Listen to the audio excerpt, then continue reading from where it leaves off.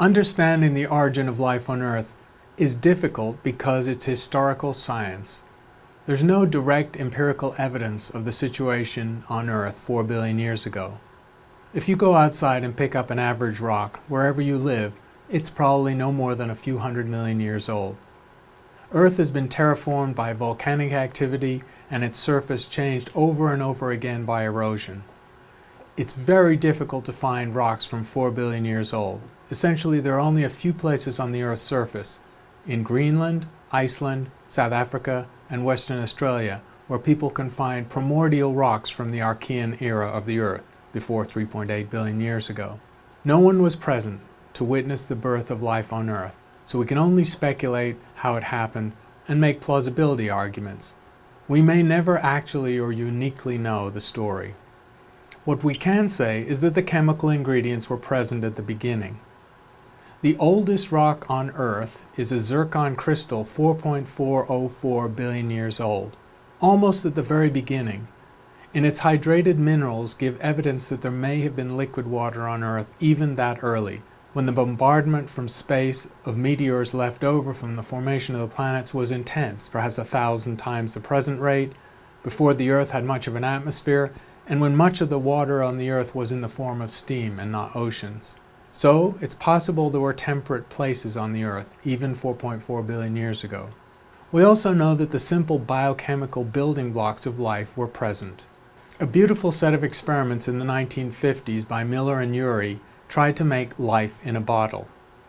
Basically, a sealed flask containing the atmospheric constituents of the early Earth's atmosphere and water was subject to extra energy, either from ultraviolet radiation or an electric discharge.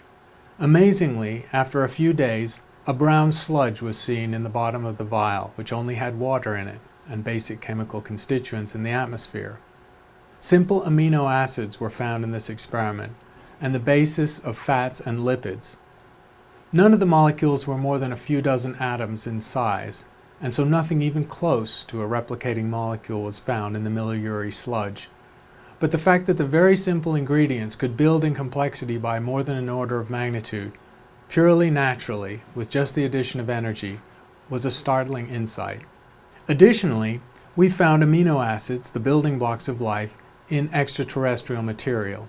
The Murchison meteorite, which was recovered within hours of its fall in Australia decades ago, had 100 amino acids in it, including most of the amino acids found in terrestrial life.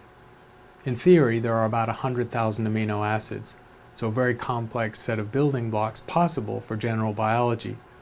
Earth life has chosen 21 of these. The ingredients are abundantly available in space, and they're delivered to the Earth by comets and meteors.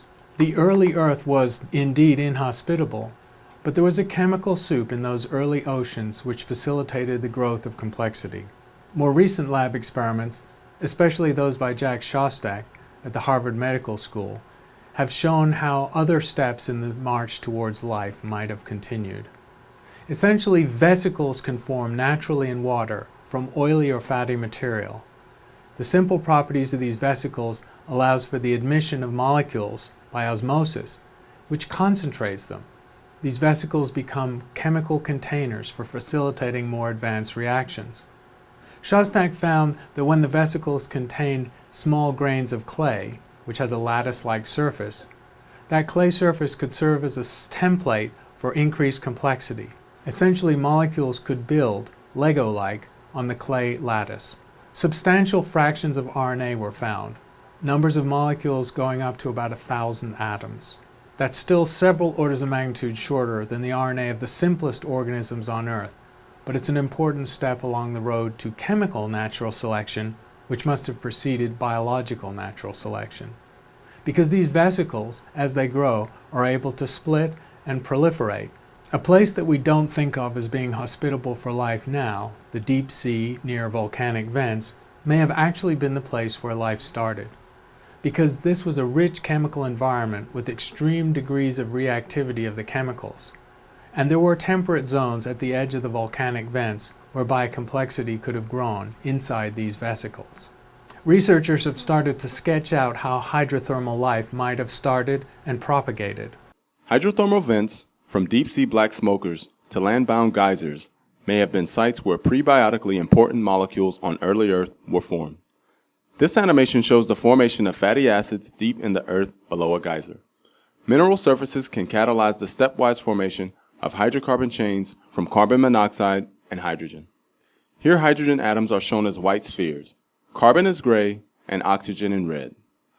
The reaction results in the growth of hydrocarbon chains of various lengths that are eventually released from the mineral face as fatty acids and related compounds. Because the fatty acids are at low concentrations in the water, they are unable to form higher order structures such as micelles and membranes. Following the violent explosion of the geyser, some water is released into the atmosphere as tiny, microscopic droplets. Fatty acids synthesized along the mineral walls of the geyser are found in low concentration in these droplets, with the longer fatty acids at the air-water interface.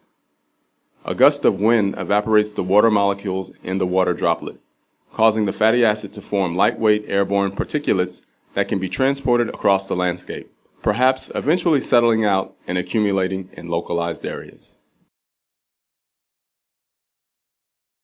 We may never know how life on Earth started, because most of the evidence has been destroyed by time and by the geological activity of the Earth and its heavy degrees of erosion. There are very few rocks surviving from the beginning. The best evidence for life goes back 3.7 billion years, and there's tentative geochemical evidence from 4 billion years ago. People have attempted to make life in the lab. Building on the Miller-Urey experiments, more recent research has shown how fragments of RNA can form quite naturally in simple chemical environments with precursor small cells. But nobody has yet taken these experiments to the point of a replicating molecule.